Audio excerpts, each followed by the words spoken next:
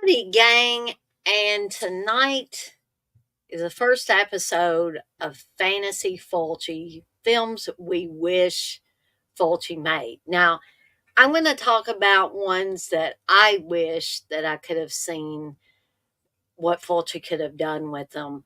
But if I have anybody join me tonight in the chat or otherwise, um, then you can share some of the movies. Now, they don't have to be horror movies. I think that Fulci, early in his career, made some comedies and he made some westerns. So, if there's a movie that you're thinking about that has been, and I may have to get up and let Darcy in here because she's making a lot of noise. So, don't go away for anybody that's planning on watching this tonight. I will return in just a sec.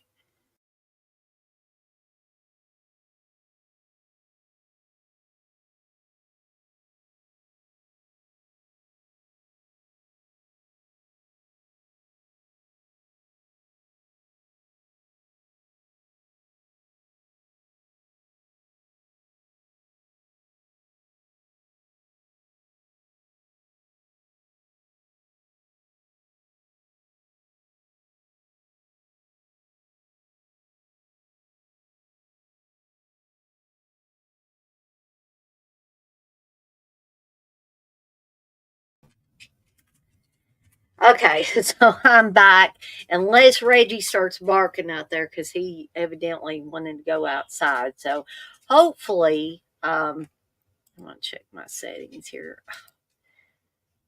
I don't know why this thing does this sometimes. All right, it redoes my settings, and I don't know why it does that. But, anyways, I'm back, and hopefully Reggie won't start going crazy out there. So, if somebody wants to come in live while I'm doing this, I know that these things have been a little bit shorter. When I used to have people on here on a regular basis, they went on a little bit longer. And for that, I apologize. But this evidently is a time of the year when people are very busy with different things, and they may not necessarily be able to come on these different streams and videos and different things that I'm having. So when I do these by myself, I tend to not go on but maybe 35 to 45 minutes. And apologies to people that aren't able to tune in till later. But I want to take this opportunity to tell you guys and gals that either watch this now or you watch it on the replay. If there is some topic that you would like to hear me cover, if there's a certain movie you want me to review on here, um, I am willing to do that, even if it's a movie I've said that I don't much care for. Um, and this is not just so I can get a bunch of views or a bunch of subscribers. This is because I'm really interested in what people want to see, what people want to see someone talk about. Okay. So I would like input from you guys and gals. So let me know. You can pop in here, you can put it in the chat message. You could make a comment on one of the videos. Say, hey Dana, I'd like to see you do this, do a stream on this or do a video on this. And as long as we keep it clean and people are nice about it, then I am open to most anything. Okay. So another thing I'd like to bring up, if the time is not right for you folks, that's what made me think of that, when I was talking about people may not be able to come in at 8 o'clock. Maybe they'd be able to come on or come into the streams later. If you'd like to see me do these later than 8 o'clock Eastern time, please let me know. I am really interested in what you guys and gals think. So Um, if just short of you telling me to get the heck off of YouTube, I'm pretty much open to almost anything. Okay. And that was a joke. I'm not, I'm not upset or anything about anything. So I just wanted to put that out there. I'm also going to start advertising the channel around. I have started putting hashtags in the description for my videos so that people that are looking for a specific movie to be discussed or a certain director to be discussed or anything like that, it hopefully the YouTube algorithms will, navigate them to not only my channel, but maybe other people that are using hashtags as well and using similar hashtags to what I'm using. But what I was going to say before I got sidetracked was if anybody would like to come on here while I am on the stream and talk about a movie or movies that you would have liked to see what Fulci could have done with them, I would love to have you on here. All I ask is that people behave themselves and don't get on here and be trolls. Okay. The same thing I would ask as long, if you want to come in the chat or whatever. Don't be a troll. Um, but if you can be, play nice and all that stuff, then I would love to have you on here. I would love to have people talk in the chat and all that good stuff. So I want to remind everybody that tomorrow will be the return of Friday Foolish at 1 p.m. Eastern Time. I know that me and Candace have had to, we've had to cancel some. We've had to go back and forth on times on some of them. But that keeps you on your toes, right? But tomorrow should be the return of Friday Foolish at 1 p.m. Eastern Time. Me and Candace are planning on doing a Universal Monsters super special. So if you're at all interested in Universal Monsters or maybe you want to learn more about them, then be sure to tune in tomorrow at 1 p.m. Eastern Time to hear me and Candace talk about Universal Monsters. Maybe we can get, Chris maybe or some other people to pop in if they would like. And so we got a couple of watch alongs coming up this weekend. Same goes for the watch alongs. If you're interested in coming in live on these watch alongs, well, there's my dear husband. It's going good, hon. I haven't even gotten into the movies yet. Steve might be surprised by a couple of these movies that I'm going to be discussing on here. He might be shocked, in fact. But the watch alongs for this weekend, Saturday's watch along starting at 7 p.m. Eastern will be for The Gates of Hell, aka City of the Living Dead, the first Fulci film I ever saw, and created my love of most things Fulci, I should say. Sunday's watch along will also start at 7 p.m. Eastern Time, and that will be for The House by the Cemetery. And like I always try to say or try to remember to say, if anybody would like to join me live on the stream to discuss either or both of these films, you are welcome to. Just let me know. If you're my friend on Facebook, I can send you the link beforehand. If you come in here that one of those nights or both of those nights and you decide, hey, I'd like to come on and talk about this movie with Dana, then by all means say, hey, Dana, can you drop the link in the chat? And I will be happy to do that for you. So moving on from that, what are we going to be talking about tonight? We're going to be talking essentially, what would Lucio do? And in this case, what would Lucio do with 6 different Bruno Mattei films? Okay. Now, Bruno Mattei was notorious notorious for making these wacky, off the wall rip-offs of well-known films. Okay, he made a Jaws rip-off. Essentially, he made a uh, Dawn Day of the Dead rip-off.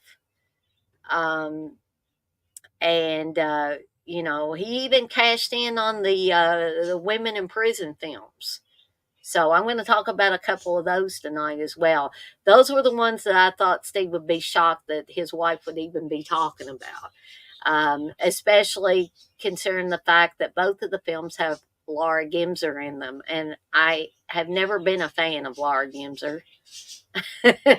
I I mean, I kind of understand from a male's point of view what the allure of Laura Gimser is. She's a very attractive woman. She has a good body and all of that. I just never cared for her. That is not my thing. Now, if that is your thing, man or woman, feel free to express your interest in Laura Gimser. Steve has all kinds of interest in Laura Gimser. I'm not even going to lie about that. Isn't that right, Steve? If you're listening still. In fact, Steve loves Laura Gimser so much that he bought a whole damn box set of Emmanuelle movies.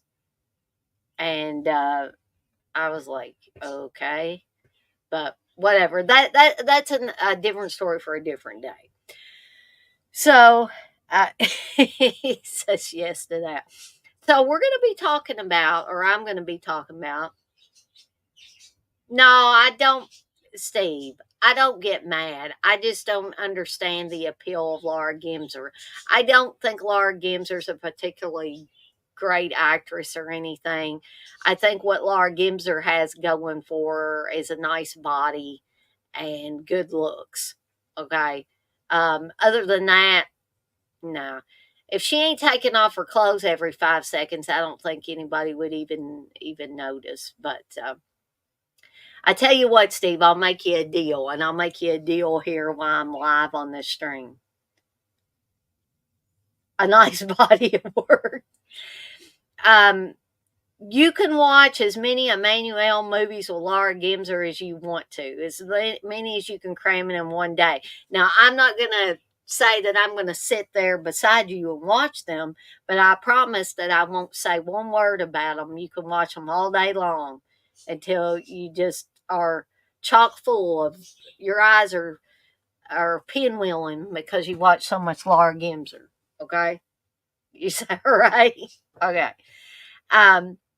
But I'm going to be talking about 6 different Bruno Mattei films that I think could have been possibly improved upon if Lucio Fulci had directed them.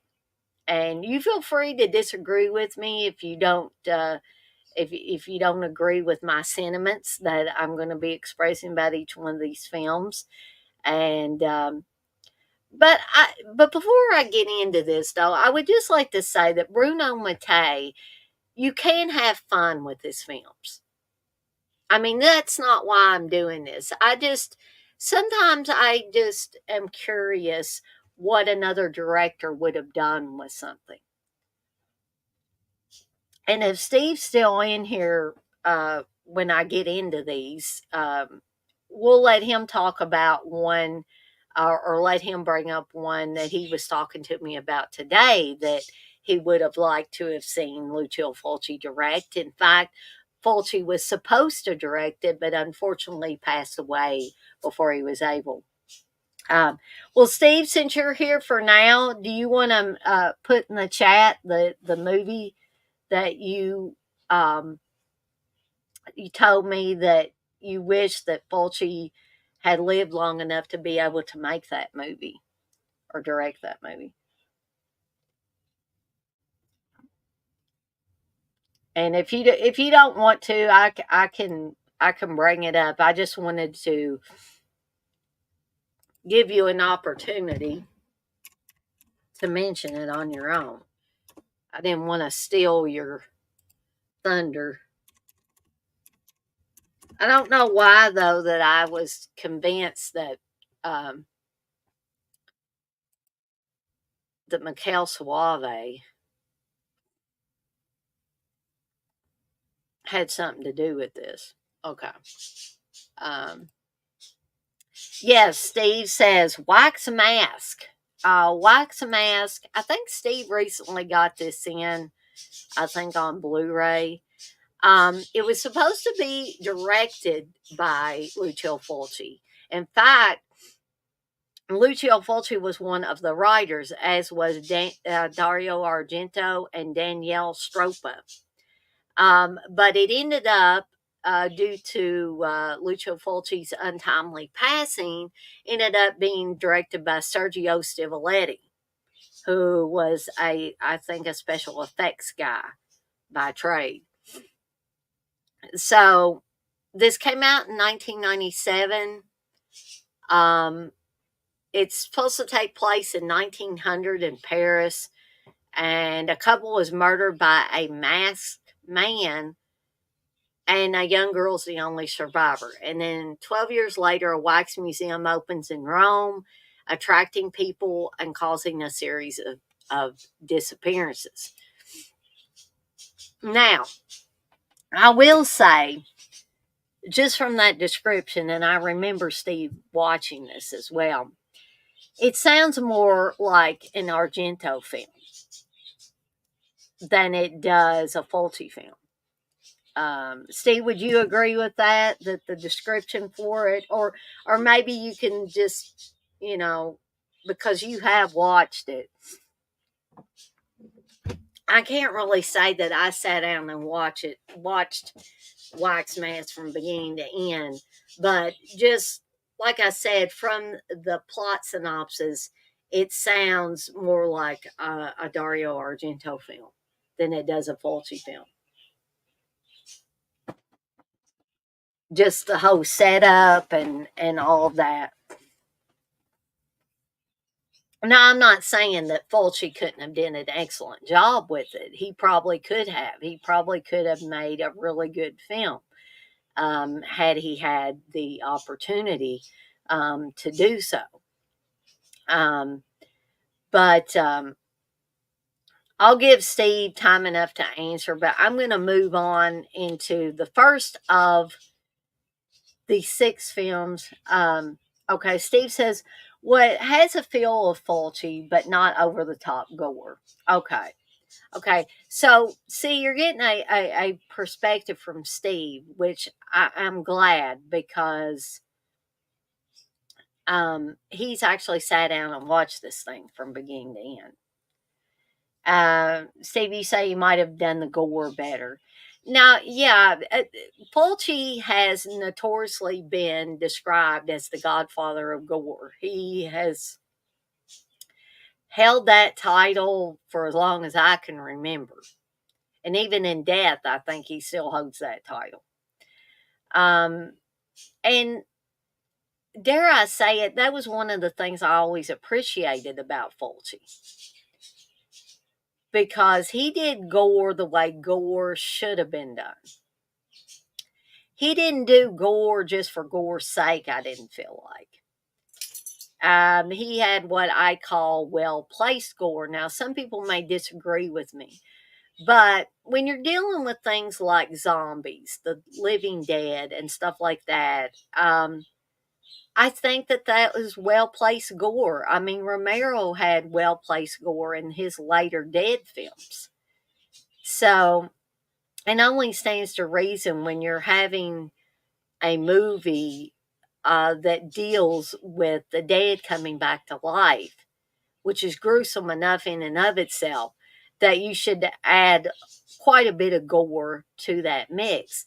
Otherwise, I think your audience is going to be disappointed. So just throwing, gore on the screen just because you want to is a lot different than somebody structuring the gore to fit what's going on the screen, right? So The first movie by Bruno Mattei that I wanted to talk about is Hell of the Living Dead, which um, I will tell you, if you watch Hell of the Living Dead, you will see the name Vincent Dawn as director. This was a pseudonym that Bruno Mattei had used multiple times. Now, I don't know if he did this because he didn't want people to know it was him, or that people would think that, oh man, this dude is putting out too many movies. But this actually, Hell of the Living Dead actually had two directors. One was Bruno Mattei, the other was Claudio Fragasso. Fragasso, sorry. Um, and Claudio Fragasso worked with Bruno Mattei a lot. Claudio Fragasso was also, I think, responsible for the film Troll 2. Claudio Fragasso was also one of the writers on Hell of the Living Dead, otherwise known as Virus. And this came out in 1980. So, brief plot synopsis on this.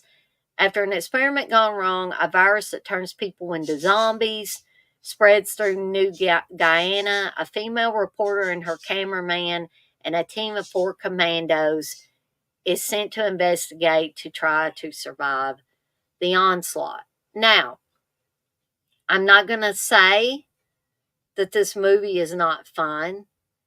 I'm also not going to tell you that this does not have some over the top WTF moments where you're like, what in the heck is going on here? Um, but okay, let me tell you about one of the scenes.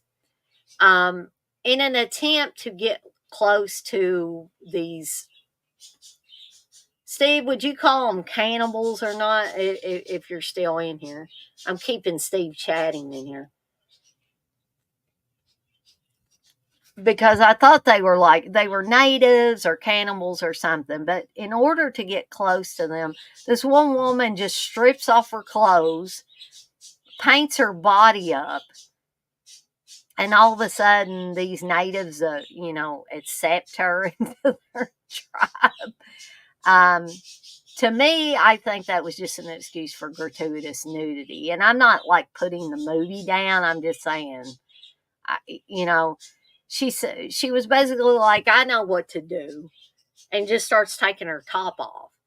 And the first time you watch that, you're like, unless you're a guy, and then you're probably like, oh boy. I'm sure young Steve, when he's told me that he saw things as a young man, young boy, maybe that he shouldn't have seen at that young of age. But you you take those wins while you can, especially if you're the male persuasion. But um, and it's over the top and it's fun. And this is not meant to put Bruno Mattei down. Um, Bruno Mattei was also notorious for using stock footage. He was notorious for blatantly ripping off a lot of other movies, and I think he really didn't care. Um, as we're going to see with at least one of these, that it is a blatant ripoff of a very well known movie. I think he also would rip off music from other movies and put them in his, and all of that. I think he may have ripped off some um, music from Romero's Dawn of the Dead and put it in his zombie films and all of that. But I do think that Fulci could have added something to a film like Hell of the Living Dead that maybe Bruno Mattei didn't even think about. And probably, I would imagine Fulci would say, screw putting all this stock footage and things like that in. I'm going to make this movie my own. And although I don't want to put Bruno Mattei down, I think that Fulci add a lot of creativity to his films. He didn't rely on stock footage. He didn't, essentially in my eyes, he didn't steal from other filmmakers. He did his own thing and he didn't care. If you liked it, great. If you didn't like it, great. He was going to keep making the films. Now, was every film that Fulci made a fantastic film? No. Every director has some duds in their past, some skeletons in their closet, right? But for the most part, I feel like Lucio Fulci had a great catalog of work. Not all of it in horror. Like I said, I believe he did some comedies early on. He did some westerns. So we definitely can't say that Fulci was not well rounded, right? So imagine what he could have done with essentially a zombie virus film, right? I think he would have had a lot of gore in this, probably a lot more gore than Bruno Mattei did. Um, and probably could have done it a little better. You know, a lot of these movies were done on the cheap, and a lot of special makeup effects guys that worked with these Italian directors worked with what they had. But I think that I feel like that Fulci had a great makeup effects guy on the majority of his films, and not only Fulci's direction, but the execution of those special effects are just amazing. If you really want to dissect Fulci's catalog of films that he did over the years, especially the horror stuff, right? So imagine what him and his special effects guy could have done with the zombies in this. I just think it would have been so much better. Um, hey, X-Ray, you say, I wish he did more batshit sci-fi action shit like Conquest. Conquest is fantastic. I watched Conquest a while back and was shocked by how well I liked it. Um, X-Ray, are you saying that Conquest reminds you a lot of Mandy? Now that's surprising because I hate that movie Mandy. I can't stand it. If you like it, that's groovy. But let's see. X-Ray, you say I don't hate. Oh, wait a second. You say Italian splatter was way different than stuff from the States. It most definitely was. It definitely was. Um, you also say, I don't hate Zombie 3, but when I first saw it, I hated the shit out of it, but now I kind of like it. Yeah, I think Zombie 3, which is one I'm going to talk about tonight, is one that kind of grows on you. The gas station sequence was the best part. Um, Actually, you say, love Mandy, but we got different tastes, Dana. Like, how do you think Blood Diner deserves the Oscar? Nah, I don't think it deserves an Oscar, but I think Blood Diner is a really fun watch. I have a lot of fun with it. Um, I don't think any of these horror films or the majority of the horror films I talk about on these streams, I would say they needed to get an Oscar.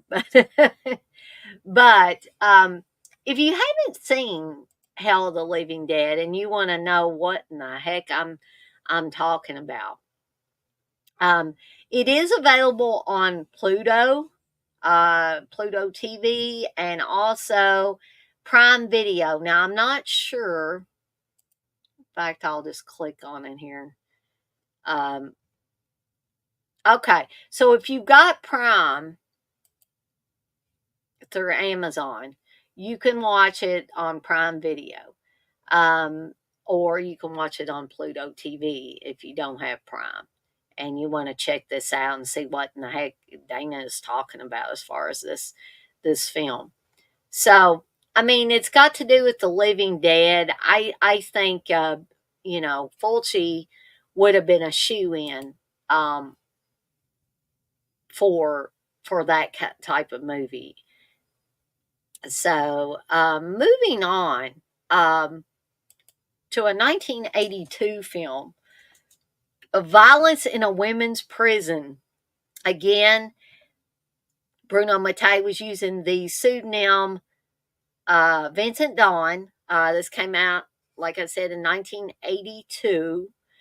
Um, and believe it or not, guys and gals, there was a time when, for a lot of, people that like exploitation films, right? Women in prison movies were cream of the crop, right? And, from time to time, I like a women in prison movie, but I'm sure that I like it for different reasons than people with a male persuasion would. Now, I'm not saying that you guys wouldn't like women in prison movies for other reasons other than watching women get naked, get in the showers, fight in the showers while naked, um, all of that business. Women getting naked at the drop of a hat, and it just goes along with the territory with those. Um, I agree, X-Ray. Bruno Mattei did make some really fun movies. He did. And, again, that's not what I'm trying to do tonight, is to say that he didn't make some movies that we could enjoy. Um, I just want to get people thinking, get their minds going. Let's say Bruno Mattei didn't direct this. Let's say Lucio Fulci directed it. No. X-Ray. Steve has never made me play prison warden. No. And that's the honest truth. He has not. He can vouch for that if he's still in here. So, this is the first movie that I'm going to talk about tonight that has Miss Laura Gemser in it. Again, like I said earlier, I'm not a big fan of Laura Gemser, but if you are, that's fine.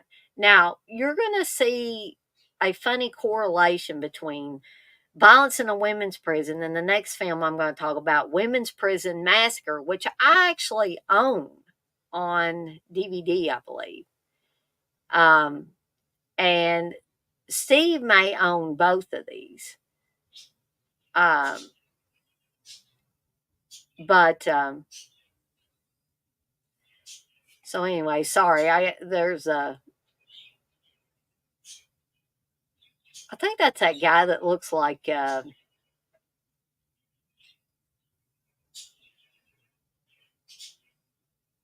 oh shoot. I got distracted. Sorry guys and gals. But anyway, so photojournalist Emmanuel. So Laura Gemser is playing a character named Emmanuel. She goes undercover into a women's prison where she discovers and experiences the abuse, torture, and humiliation the inmates are subjected to. Now, that's something that I've noticed about a lot of these films like this, is that a lot of times a woman's going undercover. Like, I don't care if I was a photojournalist. I'm too weak willed to subject myself to going to a prison where violence the uh, is a day to day thing. Um, oh gosh, Steve says new idea though. Oh boy. Um, X-ray, he says, see, Steve agrees. Um, X-ray, you say Steve owns every Emmanuel movie on Laserdisc. Yeah, no, just Blu-ray, and that's the truth. I don't you have all of them now, Steve? I mean, I'm not sure how many Emmanuel movies there are, but you did get that Emmanuel box set. not very long ago. But so this is your typical sleazy, ultra sleazy, exploitive women in prison movie, um, where, fortunately for me, though, the version that I watched and that some guys were a little pissed off about is that all the nudity was removed from this YouTube version of Violence in a Women's Prison that I watched. Me, it didn't bother me, but just a warning: if you try to watch it um, on YouTube, you may end up watching the version that you don't get to see Laura Gimser naked because they went in there and cut all the nude scenes out. Um, Actually, you say women in prison usually don't look like Laura Gimser or Sybil Danning. They usually look like Tony Moran or worse, Steve said. Well, I have noticed, especially with these foreign women in prison movies, that there's a wide variety of women. There's older women. For instance, in this one, there's an older woman that keeps a cockroach as a pet, and the poor cockroach gets killed later on in the film. Although cockroaches aren't cute like Mr. Jingles and the Green Mile, but I kind of did feel bad for the poor cockroach when one of these women who is a inmate, but they help the wardens out, crushes the little wooden cage that this cockroach is in. I did feel a little twinge of sadness. I'm sorry for people that just absolutely hate cockroaches. I don't want them in my kitchen, don't want them on my food or anything like that, but I kind of felt sorry for this little guy in the film. Um, so somebody else that's in this film is Lorraine DeSalle, and that watch a lot of these types of exploitation movies will remember Lorraine DeSalle from things like Campbell Ferox and House on the Edge of the Park and things of that nature. But she plays the head warden in Violence in a Women's Prison, and she's pretty sadistic. Um, so we have a lot of violence in Violence in a Women's Prison. If you watch the version that doesn't have the nudity cut out, you'll have plenty of nudity. Um, I agree. X-Ray Lorraine DeSalle was pretty. You liked her in House at the Edge of the Park. Yeah, I liked her on that too as well. Um, but I remember looking at her, because I'm not used to her having her hair back like that. And I was like, that looks like a Lorraine DeSalle. And indeed, it was Lorraine DeSalle. So she was actually in a lot more films than I realized. I think the first time I ever saw her in a movie was when I watched Campbell Ferox. And I was, that was my introduction to Lorraine DeSalle. Um, so I don't think I need to go on and on and on about a women in prison movie because they're basically, you know, almost carbon copies of each other. You know, either a woman is going undercover in there and is subjected to the same abuse that the inmates are, or she's wrongly thrown in prison, which is the case with the next one I'm going to talk about, Women's Prison Massacre. Actually, so Steve has petitioned Vinegar Syndrome for a Lorraine DeSalle box set, but so far no response. I wouldn't mind a Lorraine DeSalle box set. I would like that better than the Laura Gimser one. But so, what would Fulci have done with a women in prison movie? Um, yeah, Steve, I would rather watch a bunch of Lorraine DeSalle movies, um, or Camille Keaton movies. Steve's got that box set, Camille Keaton in Italy, I believe. So, I don't know. There's just something I don't. Laura Gimser just rubs me the wrong way. Um, but anyway, uh, I don't think Fulci ever did a women in prison movie. Steve, can you help me out, or X Ray? Do you know of any women in prison movies that Fulci ever directed? Or was he ever supposed to direct a women in prison movie? Because I can't recall any. So I would be curious to what he would do with both Violence in a Women's Prison and Women's Prison Massacre, um, which I'm going to talk about here in just a second. Um, I definitely think Fulci would have thrown some more like gore in with the violence. He probably would have had people, um, cut open, their innards coming out, and uh, people getting, something sharp stuck through their eyeball, and he would have. I think he would have gored it up quite a bit, as well as probably amping up the violence a little bit more in it. But I think it would have been fun to see Fulci do a women in prison movie. Um, just, out of curiosity. I mean, I know we're never going to get these things, unfortunately, because Fulci is no longer with us.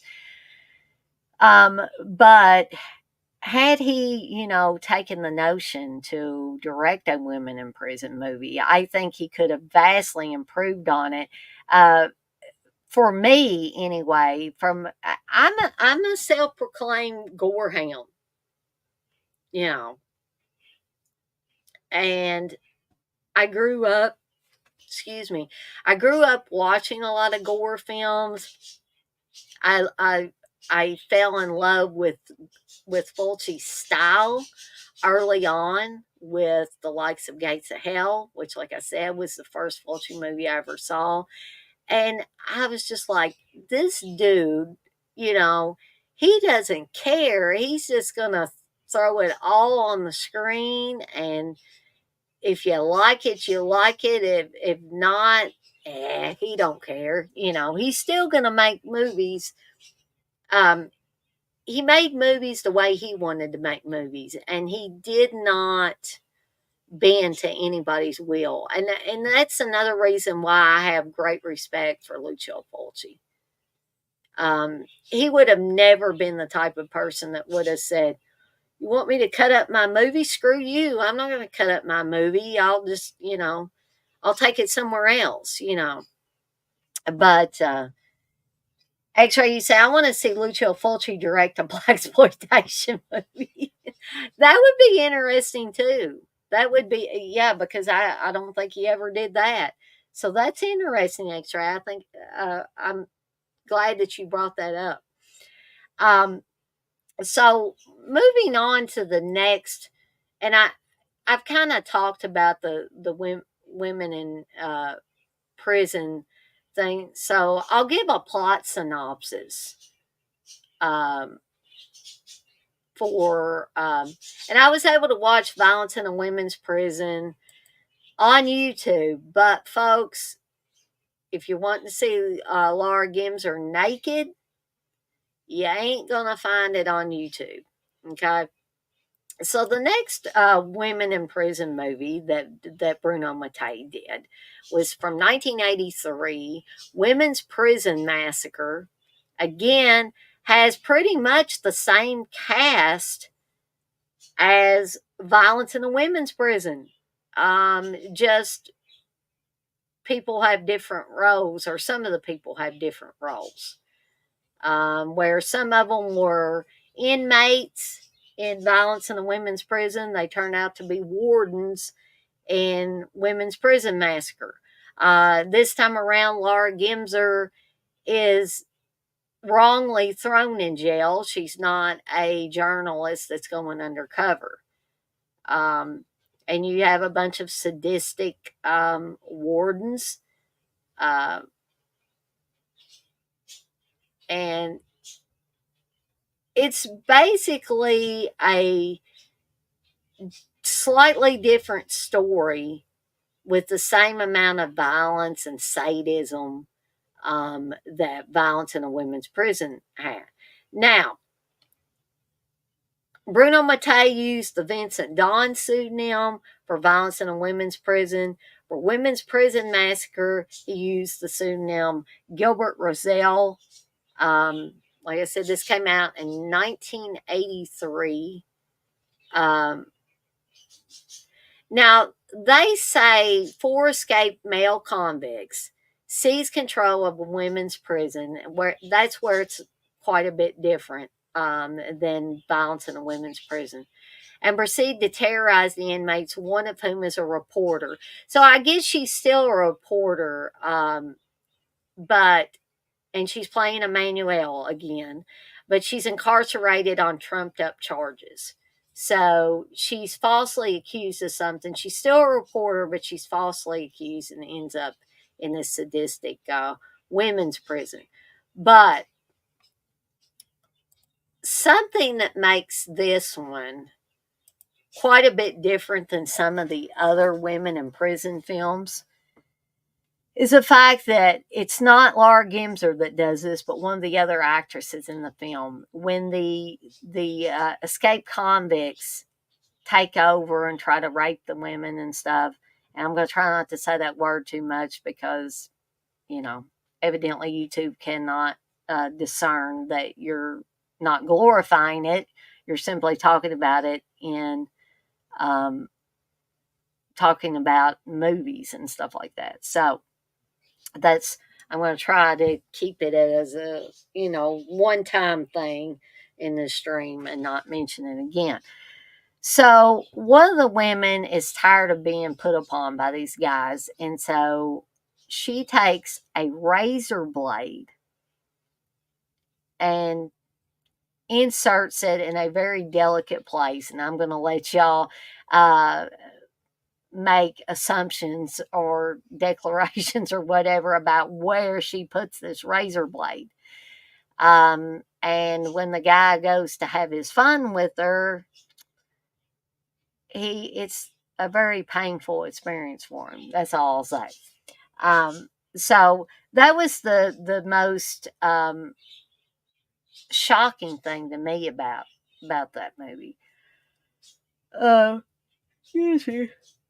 So again, I'm sure that if Fulci directed it, especially that razor blade scene, he probably would have had a lot more blood, maybe some severed appendages, and all of that good stuff. So I think again, Fulci could have definitely improved upon these and maybe made them more palatable to someone who likes exploitation movies, but not necessarily is wanting to watch them for women getting naked. Um, if you are, that's fine.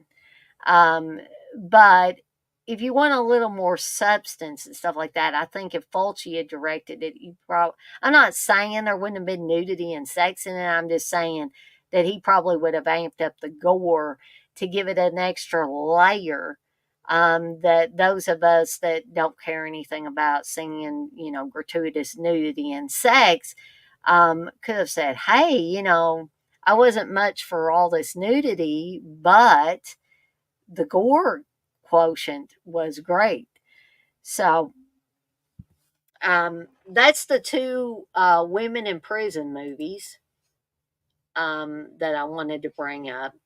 Okay, so the next movie is from 1984, Rats Night of Terror. And this is not the only animal attack movie. In fact, in Violence in a Women's Prison, Emmanuel or Gemser was attacked by rats.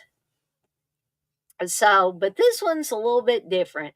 So there's it's a post apocalyptic time where most of humanity lives underground. A group of service people stumble upon an abandoned lab that was trying to bring life back to the Earth's surface, but the place is overrun by vicious rats. So, um, this again had two directors. One was Bruno Mattei, the other was Claudio Fragasso. Um, and I believe this was one that I watched with Steve. If Steve's still in here, he can feel free to refresh my memory on this. Hey, Tom, you say, I think people in the film community should have financially supported Fulci. Yeah, yeah. I mean, I think that Fulci could have made even greater films. I mean, I'm astounded that he was able to do what he was able to do with the money that he had. But had they, took him seriously as a director, um, he could have done so much more, I think. So I totally agree with you there. But I would have really liked to see what Fulci could have done with an animal attack film. And rats are a creature that, I've had rats as pets. So I don't think of rats as particularly vicious animals. However, when any animal is hungry or starved, um, they will basically eat almost anything. It's like a person that has to resort to cannibalism in order to stay alive, right? So, although I don't feel that rats are by nature vicious animals, when they are portrayed a lot of times in horror films, especially, they're going to be vicious. For instance, the film Deadly Eyes. I don't know how many of y'all have seen Deadly Eyes. That is not a Fulci film, it's not a Bruno Mattei film, but I always thought it was a fun rat movie. And if you ever want to see a rat movie where the rats are literally little weenie dogs with rat suits on, I kid you not. If you slow the film down, you can see those cute little weenie dogs jumping around, and they look like they're having the best time in the world, but they've got these rat suits on. Uh, yeah, exactly, Tom. You say, but I mean, also personal help, his illness, his hospital bills. Yes, unfortunately, Fulci suffered from diabetes, as I have diabetes. I don't feel like I suffer with it because, fortunately, things are slightly better over here in the States, as far as medical treatments and stuff like that. And we've come a long way in the um, diagnosing and the treating of diabetes over time. So I think I'm a lot better off than, say, somebody that would have been diagnosed with diabetes years and years and years ago. So yes, I agree with that too, Tom. Hey, Ice Buoy. It's good to see you back in here. You say X-Ray, when Larry Cohen did a few black exploitation flicks, that was his best work to date. Great idea. Um, yeah, I love that you guys are throwing out, these ideas, because it really is food for thought. I mean, I know Fulci's no longer with us, but it's still fun to think about what if. What do you think this particular director could have done with another director, a film that ended up going to another director? Um, but I would have loved, like I said before, I would have loved to have seen what Fulci could have done with an animal attack film. And there's going to be a second animal attack film I'm going to talk about before the night is up.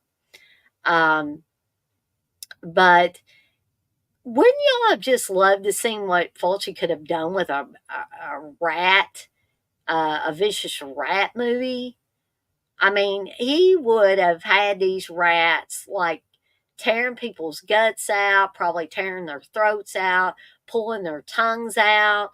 I mean, heck, he had, spiders in the beyond. I know some of those spiders look fake, folks, but had them pulling that guy's tongue out and puncturing his eye and all kinds of stuff. Imagine what he could have done with rats, right?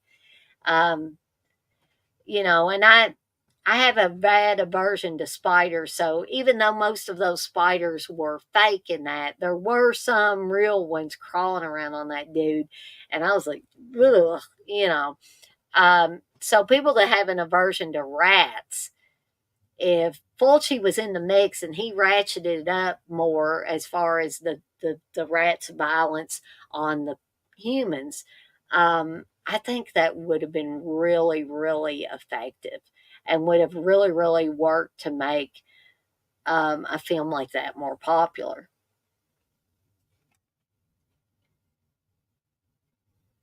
Oh yeah, yeah, Tom. Kubrick could have made more movies. Yeah, yeah. I was actually shocked, when I started doing Kubrick Among Us, which is on pause this month because I'm doing Fulci Fall. But I was surprised that Kubrick had not done more movies. I just had in my head that Kubrick had done more movies. Um, Thank you. Thank you, Steve. Steve says, give a thumbs up if your mouse will allow. I appreciate that, dear. My dear husband, he's a good man. Okay. So moving on to Zombie 3, which I promised X Ray I was going to talk about Zombie 3 tonight.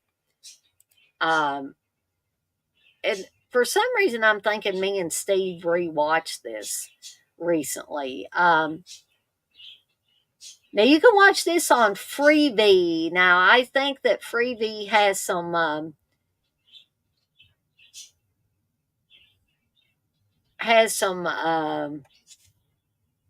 commercials in it. Now they actually say that Lucio Fulci was a director on this, but he was also a director on this with Claudio Fragasso and Bruno Mattei. Lucio Fulci was also a co-writer on this.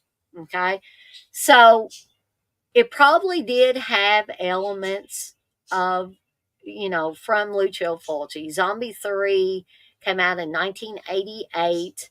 It's only an hour and 24 minutes. It's not a very long movie.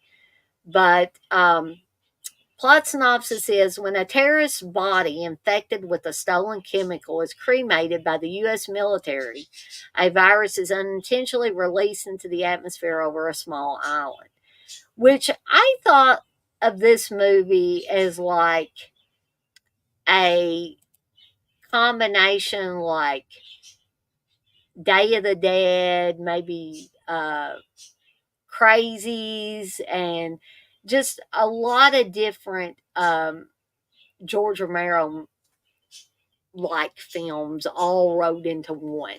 Like if somebody had made a snowball out of a bunch of George Romero films and then added their own little twist on it, that's what I think you would get with Zombie 3.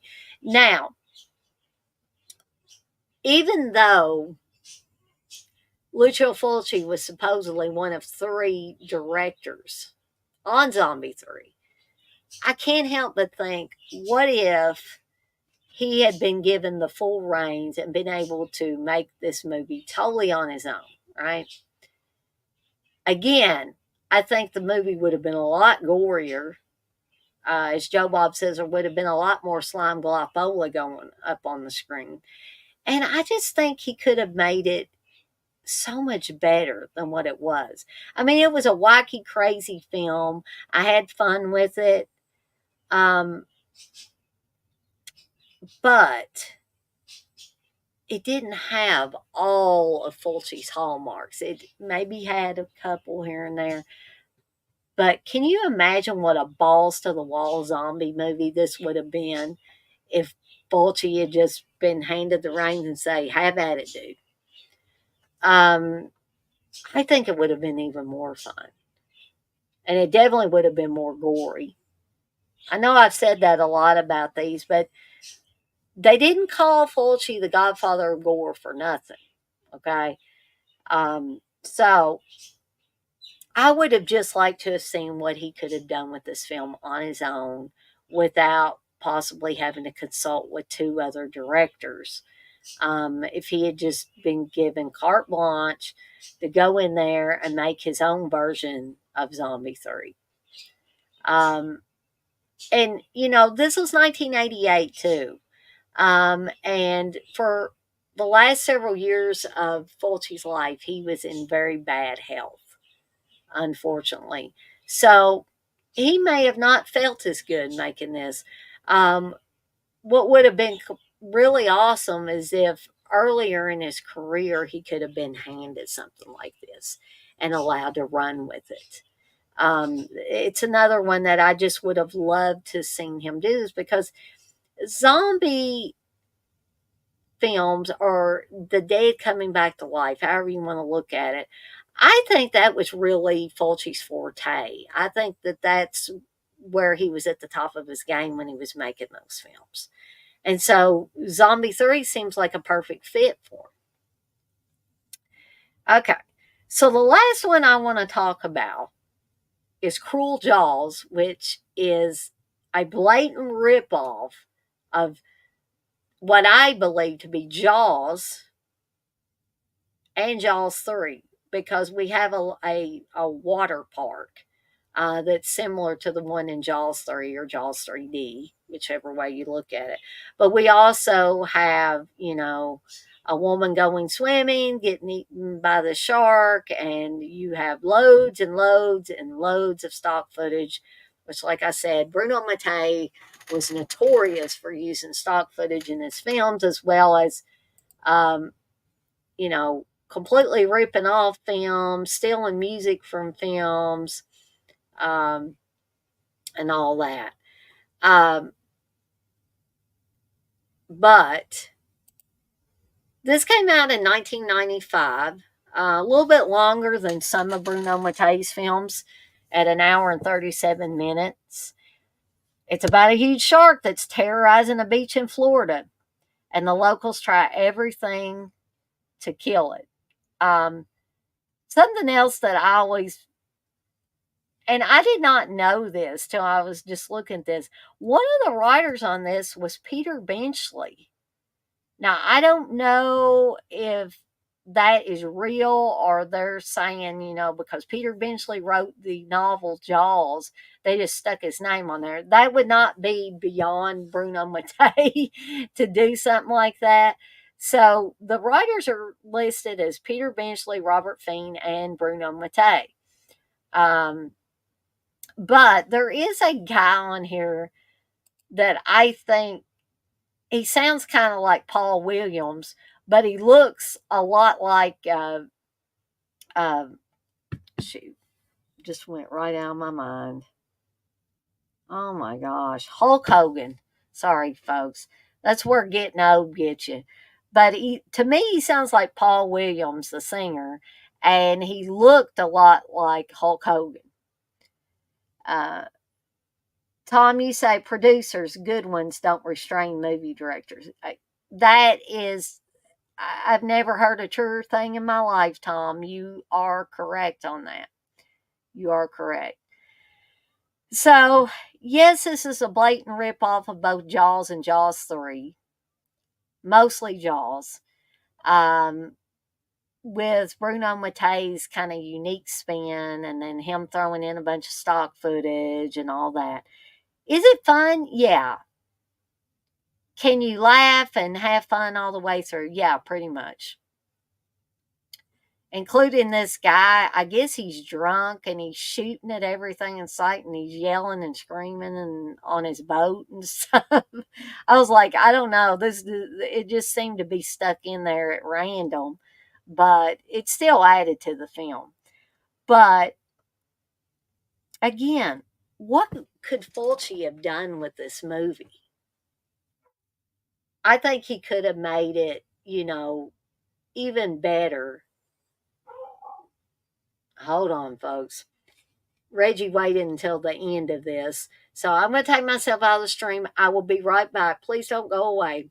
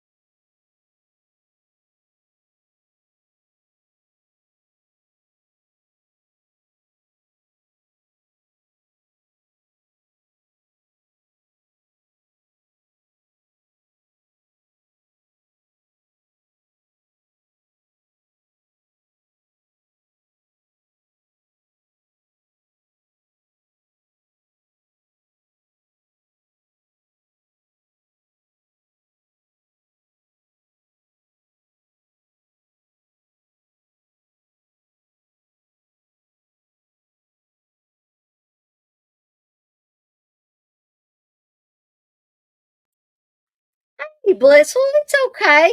Better late than never. I'm on the last film, but you came in just in time. And, the great thing is that you can go back and watch this on the replay. But I think that if Fulci had directed this, you probably wouldn't even be able to see the shark because of all the blood and the guts and stuff to be flying all over the place. Right? Bliss was probably thinking, good Lord, what did I come in on?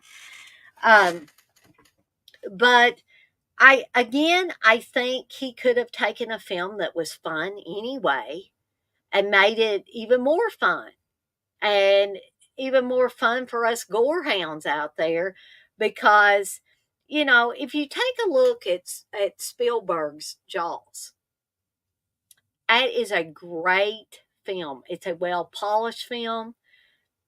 It has great acting in it, great suspense in it, and it has some blood and it has some stuff that will kind of make you wince, but it's not Fulci level, okay. Keep in mind that the original Jaws was PG, I believe, PG or PG-13, but I think it was PG. um, but Spielberg got by with as much blood as he could. So you say, no, you had me at blood and guys. Oh man.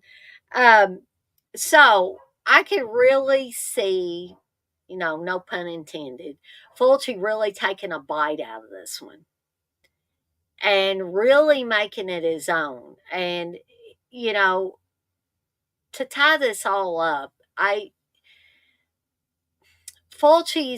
like I said, Fulci's untimely death left a big hole, um, as far as wouldn't it have been cool to seen him go on? I mean, there were some missteps along the way.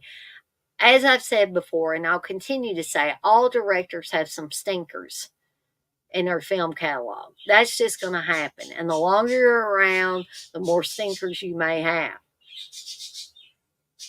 Oh, blood and guts. Okay. Guts autocorrect me. Anybody ever go to that site, Damn You Autocorrect? That was an hilarious site. I don't even know if that site's still around anymore. But I used to laugh until I cried at some of that stuff on there. But anyway, um, I went on for a little over an hour, and I don't want to start rambling, so I'm going to try to tie things up here. I hope that you guys and gals have enjoyed this fantasy Fulci films we wish Fulci made. I hope to continue these on Thursdays throughout the entire month of October. Um, and I hope to continue with a lot of the Fulci programming, the Fulci watch alongs, and all of that. Um, and again, since there are a few more people, or have been a few more people in here, but people can watch this on the replay as well. Um, if you would like to see me do these things at a different time, please let me know. If there's something that you would like to hear me talk about, or a certain movie that you'd like to hear my thoughts on. Like I said before, even if it's a movie I said I hate or whatever, or I will never watch again, still ask me, because I want to do the type of programming that you guys and gals are going to enjoy. And sometimes that means covering things that I normally wouldn't cover, right? Um, so I just wanted to put that out there. If you'd like to see me make a change in time, if a later time would be better for you guys and gals, please let me know. Um, if you're ever interested in coming in live on the streams with me, please let me know. And I also want to let everybody know once again that tomorrow's Friday Foolish will return to the time slot of 1 p.m. Eastern Time. And we will be talking, Candace and I will be talking about all things Universal Monsters. So be sure to tune in for that. I've got a couple of watch alongs coming up this weekend. And Saturday's watch along is going to be The Gates of Hell, aka City of the Living Dead. Be sure to tune in for that. This is a fun one, folks.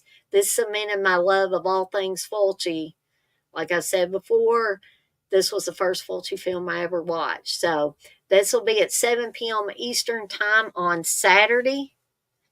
You said that's going to be a great Friday Foolish. I think it's going to be a fun one. Yeah, I really, really do.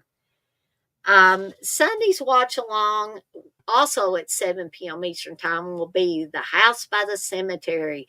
If anybody is interested in coming on live with me for these, you don't have to be live on camera. You can do audio only. I have no rules that say that you got to come in live on camera, right?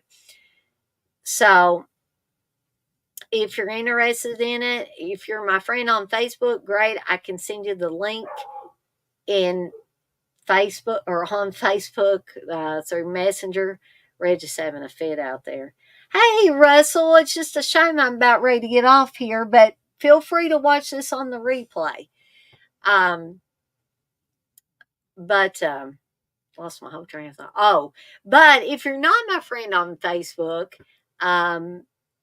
you can let me know in the chat the night that I do one of these watch alongs.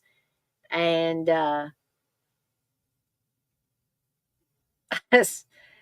Steve, is that a thumbs up or is that a phone thing? Like, I don't know.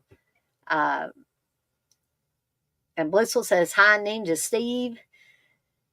But guys and gals, all good things must come to an end. And so I've got a few things to do before I settle down for the night, including getting my dog in from outside.